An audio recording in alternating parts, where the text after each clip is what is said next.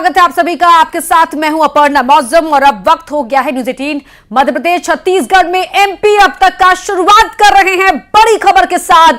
बड़ी खबर आपको बता रहे हैं, नतीजों से पहले ही सट्टा बाजार है गर्म। सट्टा बाजार में सरकार पर लग रहे हैं दांव, यानी कि किसकी बनेगी सरकार। न्यूज 18 पर जानिए किसके साथ है सट्टा बाजार। सट्टा बाजार में सरकार किसकी बनेगी, इसको लेकर दांव लग रहे हैं और न्यूज 18 आपको बता रहा है कि सट्टा बाजार किसके साथ है। बीजेपी की वापसी या फिर कांग्रेस की बनेगी सरकार। बड़ी खबर आपको बता रहे हैं कि सट्टा बाजार में किसके नाम को लेकर सबसे ज्यादा मजबूत दांव लगाया जा रहा है। सट्टा बाजार किसके साथ है।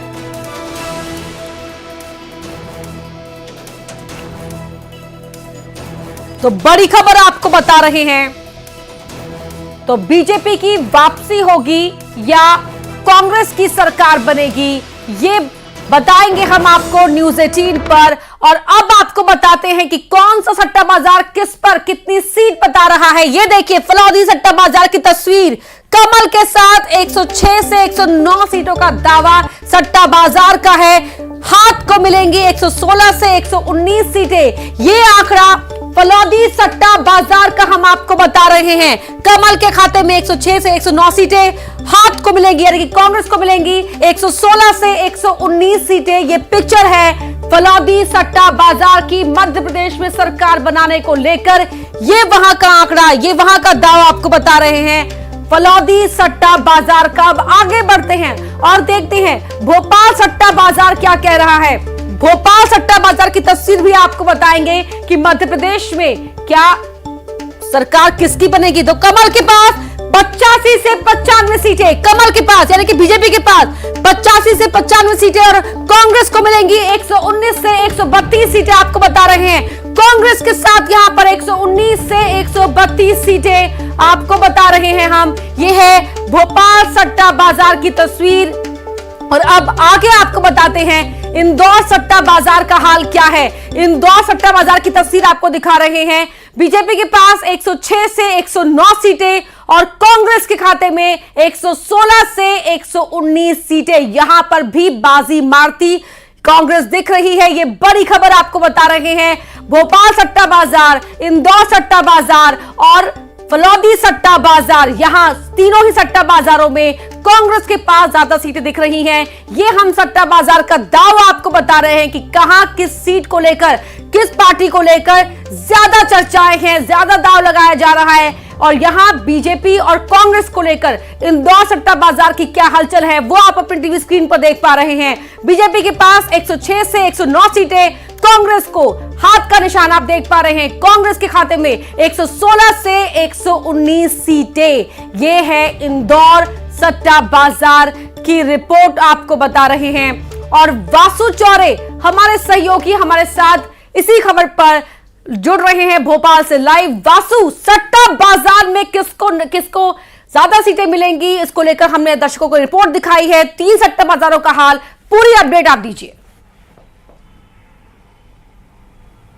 बिल्कुल अपर्णा, देखिए सट्टा बाजार में किस पार्टी की ओर रुझान है, झुकाव है, इसको लेकर चुनावों के बाद जो एनालिसिस होते हैं और जो पॉलिटिकल पार्टीज होती हैं, जो प्रत्याशी होते हैं, उनका खासा इंटरेस्ट रहता है और जनता भी बड़ी उत्सुकता के साथ सट्टा बाजार की गतिविधियों पर नज़र बनाए रखती है, क्योंकि कहीं ना कहीं इससे एक रिफ्लेक्शन, एक रुझान जो है चुनाव को लेकर वो नज़र आता है। और सट्टा बाजार के जो फिलहाल रुझान नज़र आ रहे हैं, चाहे फलौदी की बात करें, इंदौर की बात करें या भोपाल की बात करें, जो यहाँ के मार्केट्स के फिलहाल ट्रेंड्स नज़र आ रहे हैं, इन्हें देखकर कांग्रेस मध्य प्रदेश में तो खुशियां जो है वो मना सकती है और कांग्रेस के नेता कहीं ना कहीं अंदर ही अंदर इस सट्टा बाजार के पूरे माहौल को देखकर खुश जरूर हो रहे होंगे, प्रफुल्लित जरूर हो रहे होंगे। लेकिन सट्टा बाजार का रुझान जिस पार्टी के खिलाफ जाता है, अगेंस्ट में जाता है, वो जरूर इसे मानने से इनकार करते हैं और वो अपने तर्क देते हैं, वो अपने तथ्य देते हैं। सट्टा बाजार की भी अगर माने तो जो अलग अलग तरीके से सट्टा बाजार में ट्रेंड्स होते हैं, बढ़ते रहते हैं, घटते रहते हैं और कई बार ये देखा गया है कि ट्रेंड जो है वो चेंज होता हुआ भी नजर आता है। लेकिन लेकिन मौजूदा जो समय, जो मौजूदा वक्त है, यहाँ पर कांग्रेस को कहीं ना कहीं लीड जो है वो दिखाई दे रही है और कांग्रेस की सरकार मध्य प्रदेश में सट्टा बाजार फिलहाल बनवाता हुआ नजर आ रहा है। आप बता रहे हैं कि ट्रेंड्स में तब्दीली देखने को मिल सकती है और मिलती भी रहती है। 22 तारीख है आज, 3 तारीख को तस्वीर साफ हो ही जाएगी ऑफिशियली, लेकिन क्या इस बीच भी ये जो सीटों का अनुमान है ये ऊपर नीचे होगा?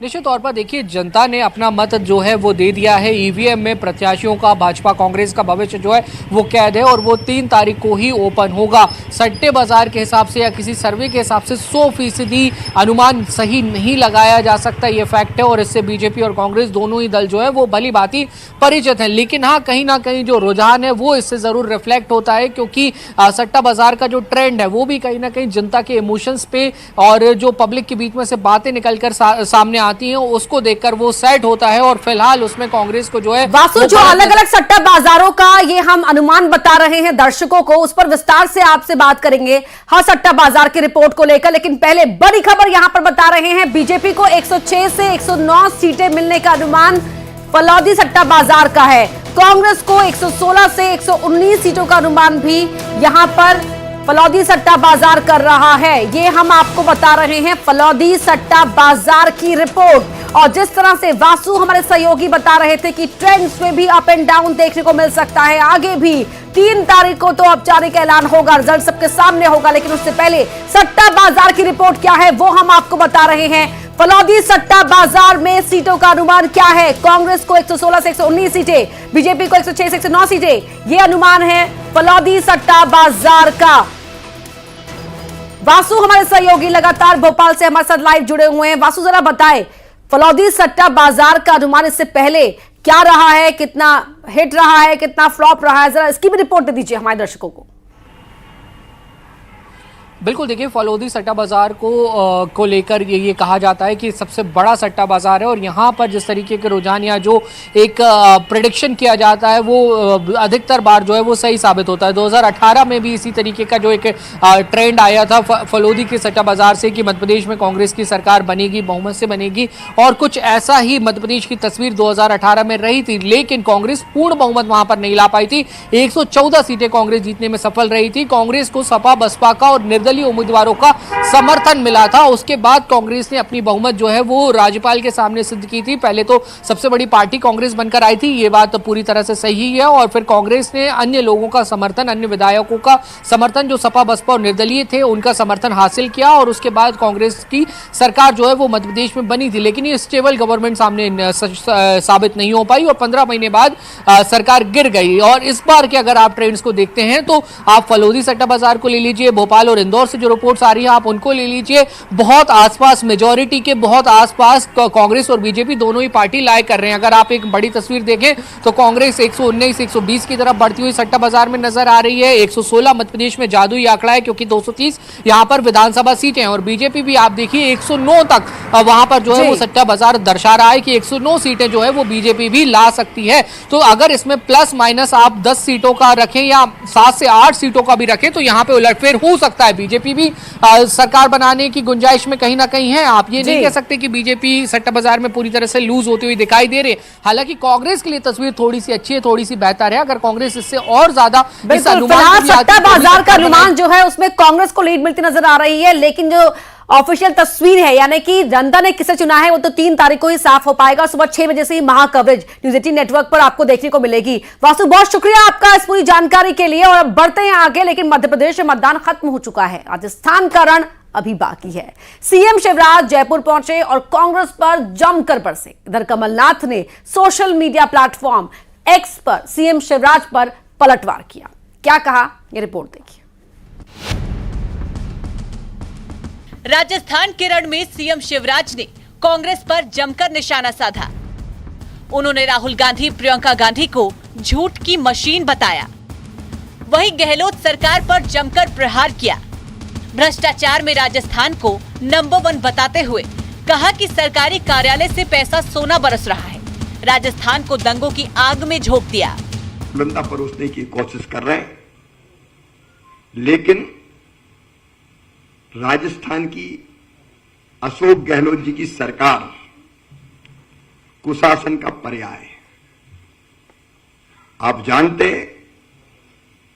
भ्रष्टाचार में राजस्थान नंबर 1 है। मैं तो हैरान हूं कि सरकार की योजना भवन से करोड़ों रुपया बरामद होते हैं। सोना बरामद ये शायद पहली घटना है कि सरकारी कार्यालय से पैसा और सोना बरामद हो रहा है। अब जल जीवन मिशन इसलिए था कि हर घर पीने का पानी पहुंच जाए, लेकिन लगभग 20,000 करोड़ का जल जीवन घोटाला यहां हो गया। जयपुर में शिवराज के वार का असर भोपाल तक हुआ। कमलनाथ ने पलटवार करने में देर नहीं की। सोशल मीडिया एक्स पर लिखा कि शिवराज जी, आज अब मध्य प्रदेश में आपको कोई सुन नहीं रहा, तो आप राजस्थान में जाकर अपनी झूठ मशीन का अभियान चला रहे हैं। आप राजस्थान को बताइए कि मध्य प्रदेश को आपने घोटालों में नंबर 1 बना दिया।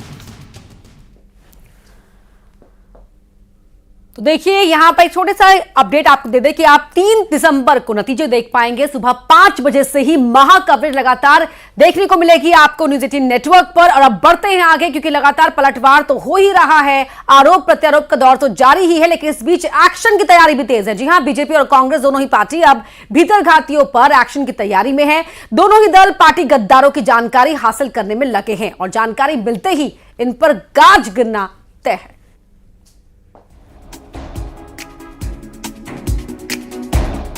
मतदान के बाद नतीजों से पहले कांग्रेस बीजेपी नफा नुकसान के गुणा भाग में लगी है। जहां जहां बागियों ने अपना दम दिखाया, भीतर घातियों ने अपना रंग दिखाया, वहां वहां उनको इसकी कीमत चुकानी पड़ सकती है।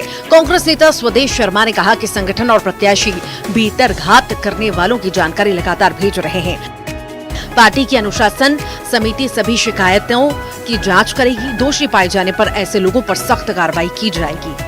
निश्चित रूप से हमारे यहाँ एक अनुशासन समिति है और अनुशासन समिति में इस तरह की अगर प्रत्याशियों ने शिकायतें की हैं तो उन पर अनुशासन समिति विचार करेगी। विचार करने के बाद निश्चित रूप से आम सहमति से एक फैसला भी लेगी। वहीं बीजेपी भी भीतर घातियों को लेकर सख्ती के मूड में है। बीजेपी सुशासन से चलने वाला संगठन है। वैसे तो चुनाव के पहले सभी कार्यकर्ताओं को पार्टी के पक्ष में काम करने के निर्देश दिए गए थे। उसके बाद भी जिन कार्यकर्ताओं ने पार्टी के विरोध में काम किया है, ऐसे लोगों की जानकारी संगठन जुटा रहा है। इस आधार पर कार्रवाई की जाएगी। निश्चित तौर पर यदि कोई भी प्रत्याशी या संगठन शिकायत करता है कि फला पदाधिकारी ने, फला व्यक्ति ने पार्टी विरोधी गतिविधि में शामिल रहा है या विरोधी पार्टी के पक्ष में काम किया, तो निश्चित तौर पर ऐसे लोगों के ऊपर तो कड़ी कार्रवाई होगी। जो भी इस तरह के नाम सामने आएंगे उनके ऊपर पार्टी की प्रक्रिया के तहत कार्रवाई की जाएगी। ऐसे लोगों को छोड़ा नहीं जाएगा। जिसने पार्टी की पीठ में छुरा घोंपा है या विरोधी पार्टी का साथ दिया, ऐसे तत्व कतई नहीं बख्शे जाएंगे। उनके ऊपर कड़ी से कड़ी कार्रवाई होगी। नतीजों का इंतजार, नफा नुकसान का गुणा भाग। जनता के पिटारे में उम्मीदवारों की किस्मत बंद है, लेकिन अब बागियों और भीतर घातियों को दोनों ही दल बख्शने के मूड में नहीं है। जबलपुर आईएसएस मॉड्यूल केस में एनआईए ने कोर्ट में चार्जशीट पेश की, जिसमें कई चौंका देने वाले खुलासे हुए हैं। रिपोर्ट देखिए। जबलपुर आईएसआईएस मॉड्यूल केस में एनआईए ने कोर्ट में चार्जशीट पेश की है, जिसमें बड़ा खुलासा हुआ है। आरोपी आईएसआईएस के स्लीपर सेल के तौर पर मध्य प्रदेश में नेटवर्क तैयार कर रहे थे। उनके युवाओं को भड़काने और अपने साथ शामिल करने के बाद हथियार के जरिए हमले की प्लानिंग थी। अगस्त महीने में जांच एजेंसी ने जबलपुर से 4 आरोपियों को गिरफ्तार किया था। आईएसआईएस से प्रेरित होकर मुस्लिम युवाओं को भड़काने की साजिश के चलते आरोपियों के खिलाफ कार्रवाई हुई थी। चार्जशीट में आरोप फंड इकट्ठा करना, युवाओं की भर्ती करना, घातक हथियार खरीदने का भी आरोप, आईएसआईएस के इशारे पर काम करने का आरोप, आतंक फैलाने की योजना बनाने का जिक्र। सैयद मामूर अली, मोहम्मद आदल खान, मोहम्मद शाहिद और कासिफ खान आईएसआईएस की विचारधारा से प्रेरित थे। एनआईए की जांच में खुलासा हुआ है कि चारों आरोपी प्रमुख नेताओं सहित लोकतांत्रिक संस्थानों और व्यक्तियों को निशाना बनाने के लिए सक्रिय रूप से काम कर रहे थे। उन पर स्थानीय धार्मिक स्थानों और घरों में बैठकें आयोजित कर साजिश रचने का आरोप भी है। एनआईए की चार्जशीट में आईएसआईएस के इशारे पर देश में हिंसक हमले कर आतंक फैलाने की योजना बनाने का जिक्र है।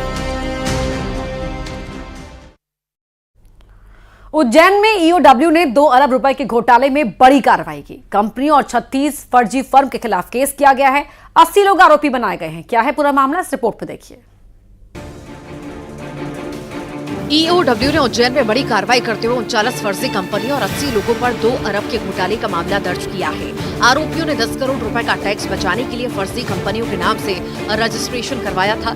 2 साल पहले इंदौर के एक व्यापारी ने इसकी शिकायत ईओडब्ल्यू उज्जैन से की थी।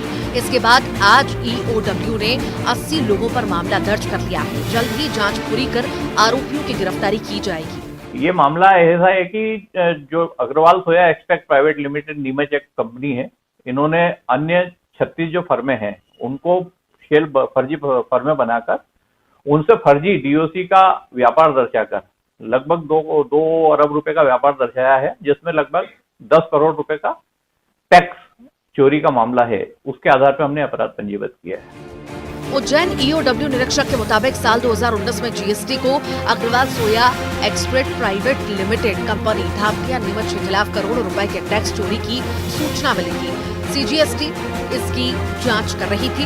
इंदौर की कपिल ट्रेडिंग कंपनी ने ईओडब्ल्यू को 37 अन्य फर्जी कंपनियों के करोड़ों रुपए की हेराफेरी की शिकायत की। इसमें कपिल ट्रेडिंग कंपनी ने शिकायत की थी और कपिल ट्रेडिंग कंपनी की शिकायत की जांच के आधार पर प्रकरण हमने आगे जांच शुरू की।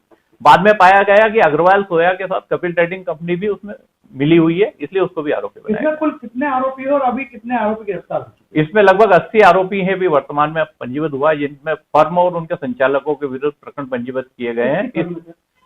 लगभग 36 फर्म।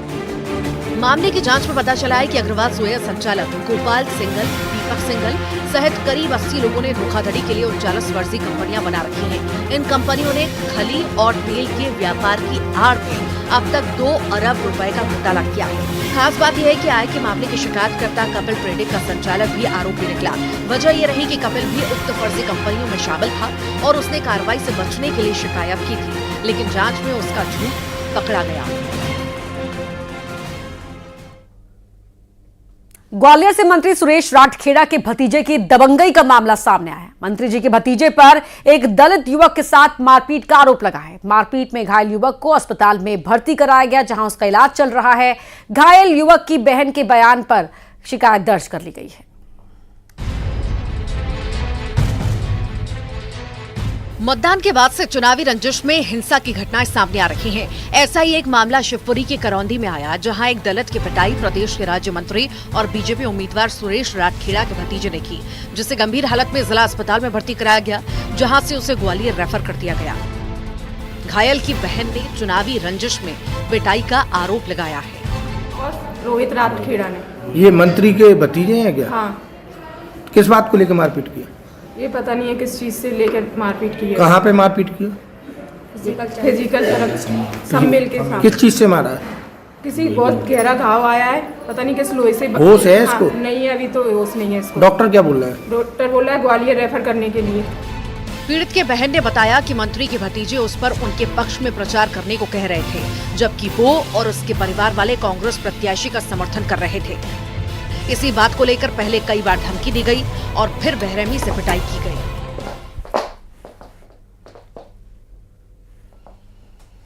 खबर इंदौर से, जहां रिहायशी इलाके में एक तेंदुआ घूमता हुआ नजर आया है। ये तेंदुआ सिल्वर स्प्रिंग फेज 2 में घूमता हुआ सीसीटीवी में रिकॉर्ड हुआ, जिसके बाद से फॉरेस्ट डिपार्टमेंट सक्रिय है और इलाके के लोगों को अलर्ट किया गया है। वहीं तेंदुए की मौजूदगी से इलाके के लोग डरे हुए हैं। ये तस्वीरें आप देख सकते हैं, माला के कैमरे में ये तेंदुए की मूवमेंट रिकॉर्ड की गई है।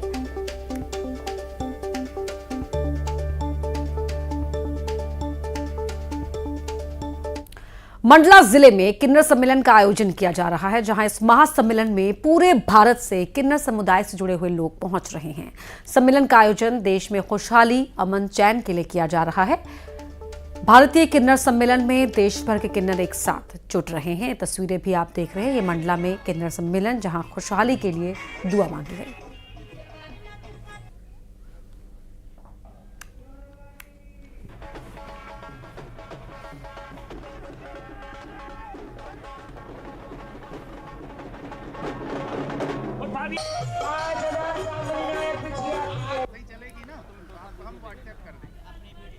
और आइए अब देख लेते हैं कुछ और खबरें तेज रफ्तार के साथ। देवास में यात्री बस पलटने से हादसा में एक बच्चे को